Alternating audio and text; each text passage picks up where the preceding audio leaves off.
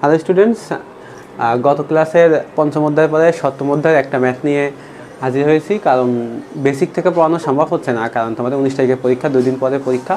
এই একটা ম্যাথ আমরা করে বেসিক থেকে বোঝার চেষ্টা করব এবং অধ্যায়ের সব ম্যাথ যাতে সমাধান করতে পারি তেমনভাবে ম্যাথটা করব। দেখো, আমাদের এই ম্যাথটা দিছে সপ্তম অধ্যায় সাউন্ডিং থেকে। এই ম্যাথটা দিছে আমাদের বলছে কি, নদীর তলদেশের আরএল দেখিয়ে চিত্র অঙ্কন করতে। তাহলে আমাদের কী কী ডাটা দিছে এটা আমাদের আগে বুঝতে হবে, নাহলে আমরা ম্যাথ কখনোই করতে পারবো না। দেখো কি বলছে, আড়াআড়ি দড়ি পদ্ধতিতে কোনো স্রোতস্বিনী যুগপথ, স্রোতস্বিনী মানে নদী, যুগপথ নিম্নলিখিত সাউন্ডিং ও গেজ পার্ট 12 মিটার পরপর দেয়া আছে। নদীটা কত মিটার প্রস্থ, দেখবে বিভিন্ন ম্যাথে 120 মিটার বা 40 মিটার 80 মিটার দূরত্ব দেয়া আছে, কিন্তু এখানে কিন্তু দূরত্ব দেয়া নেই।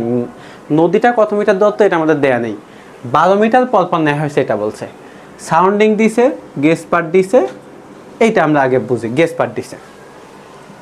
এখন এই তিনটা দিয়ে দেখো, সাউন্ডিং দিছে, প্রথমে দিছে কত, আমরা এই ছকটা আঁকবো। দেখো আমাদের ছক কোন পর্যন্ত আঁকবো, কোন পর্যন্ত আঁকবো না। যদি নদীর তলদেশের আরএল বের করতে বলে তাহলে এই দুইটা ছক হবে, আর যদি বলে লঘুকৃত সাউন্ডিং বের করো তাহলে এই দুইটা নয়, এই পর্যন্ত হবে। কোন পর্যন্ত? এই পর্যন্ত হবে। আর যদি বলে নদীর তলদেশে আরএল বের করতে, তখন ছক আর একটু বাড়বে। বুঝতে পারছি? আমরা যে ডাটাগুলো দিচ্ছে সেটা আমরা এই ছকটাকে ডাটাগুলো ছকে উঠাই। দেখো সাউন্ডিং দিছে কত, 0.70। আমরা কিন্তু দূরত্ব জানিই না এখনো কত দূর গেছে, আমরা এই অঙ্কের দূরত্ব জানি না, যার জানি যে 12 মিটার পরপর নেওয়া আছে। 0.70, তারপর দেওয়া আছে 1.80, তারপর দেওয়া আছে 2.50, তারপর 3, তারপর দেওয়া আছে 3.50, 4.50, তারপর দেওয়া আছে 6, তারপর দেওয়া আছে 5.50। এই সাউন্ডিংগুলো সব 12 মিটার পরপর নেওয়া হয়েছে। তাহলে এটা যদি 0 মিটার থেকে শুরু হয়, এটা 12 মিটার, তারপরে 12 মিটার 24, তারপরে 12 মিটার 36, তারপরে 12 মিটার 48, তারপর 60, তারপর 72, তারপর 84। তাহলে আমরা কি বুঝলাম, নদীটা 84 মিটার প্রস্থ। এবার গেজ পার্ট যেটা দিচ্ছে উঠাই। এইখানে গেজ পার্ট দিচ্ছে 10.25, এখানে দিচ্ছে 12, এখানে দিচ্ছে 13.25, এখানে দিছে 14, এখানে দিছে 15, এখানে দিছে 14.50, এখানে দিছে 12.50, এখানে দিছে 10। এইটুকু আমাদের দেয়া আছে। এখন দেখো এই যে 20 মিটার গেজ রিডিংকে ডেটাম ধরে, আমরা একটা লাইনকে ডেটাম ধরে, আমরা হাইড্রোলিক্সে যেমন যখন বার্নৌলির সূত্র করি তখন একটা লাইনকে ডেটাম ধরে তার উপরে গেলে কাজ করি, নিচে গেলে কাজ করি, এখানে আমরা একটা রেখাকে বা একটা উচ্চতাকে ডেটাম ধরে সেটা সাপেক্ষে করব। সেটা কত দিচ্ছে, 20 মিটার। এই যে এটা কত, সব জায়গায় আমরা 20 মিটারের সাপেক্ষে করব। কত মিটারের সাপেক্ষে? 20 মিটারের সাপেক্ষে। এই যে 20 মিটারের সাপেক্ষে নিলাম।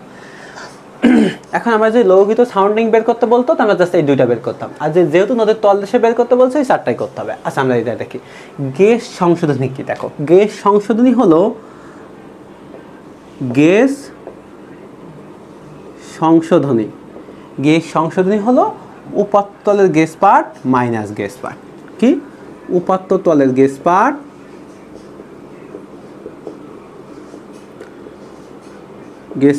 Minus gauge part. দেখো উপাত্ত তলের গেজ পার্ট কত, 20, আর এটা কত 10.25, তো এটা মাইনাস করলে কী হবে, 9.75। এটা 20, এটা 12, তাহলে এটা 8 হবে, এটা 20, এটা 13.25, তাহলে এটা কত হবে, 6.75।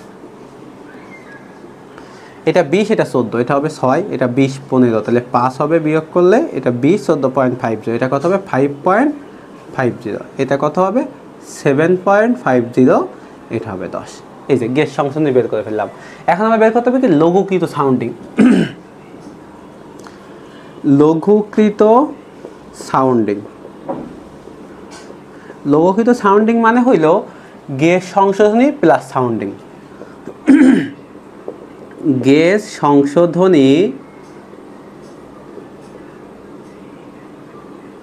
প্লাস সাউন্ডিং, এই দুইটা যোগ করলে আমরা কি পাবো, লঘুকৃত সাউন্ডিং পাবো। তাহলে দেখো গেজ সংশোধনী কত, 9.75 প্লাস 0.70 কত হবে, এটা 10.45। তারপরে কত আছে, 8 প্লাস 1.80, তাহলে 9.80। তারপরে কত আছে 6.75 প্লাস 2.50,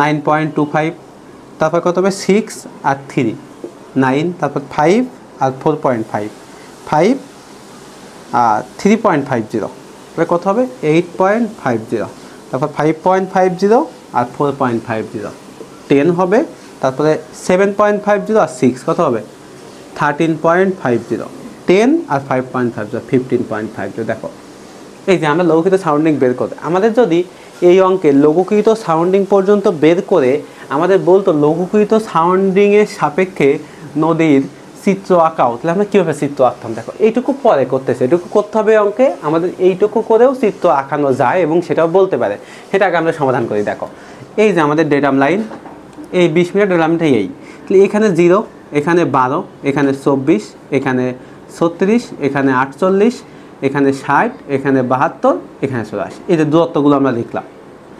এই 0 মিটারে আমাদের লঘুকৃত সাউন্ডিং কত 10.45, আমরা একটা অনুমান করে দিলাম যে এটা 10.45।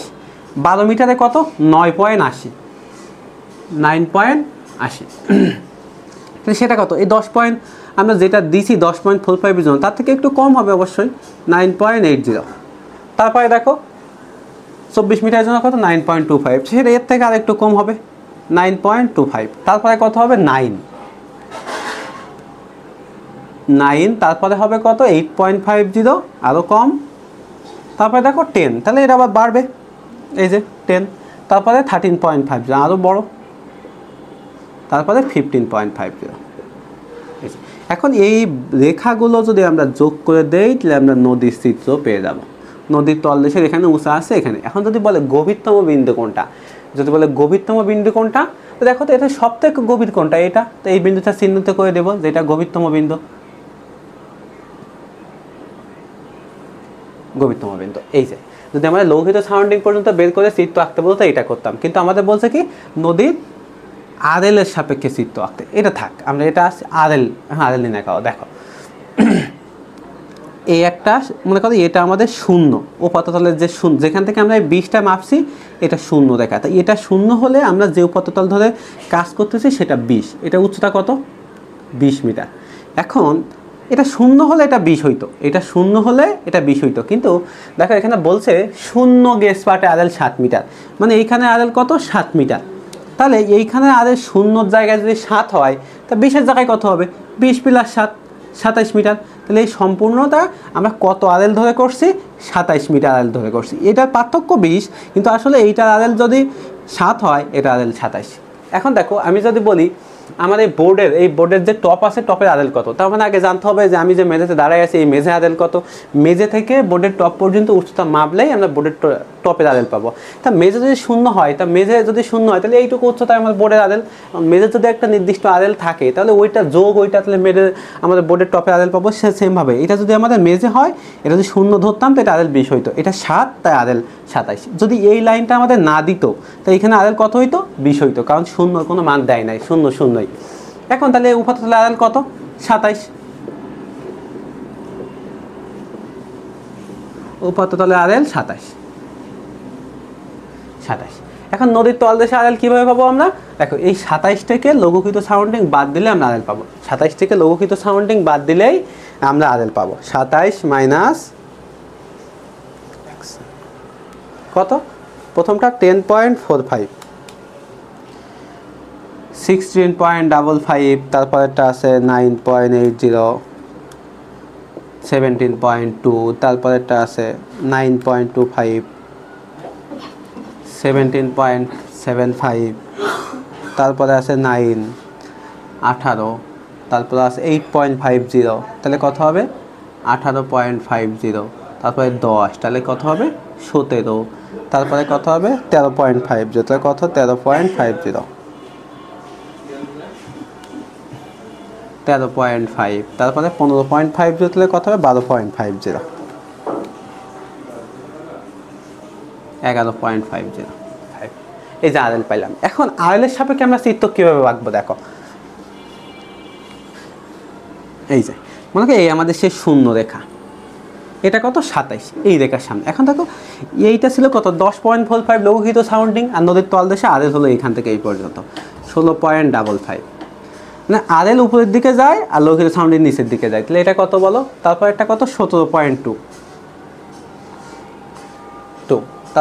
তারপরে কত 17.75, তারপরে 18, তারপরে 18.50, তারপরে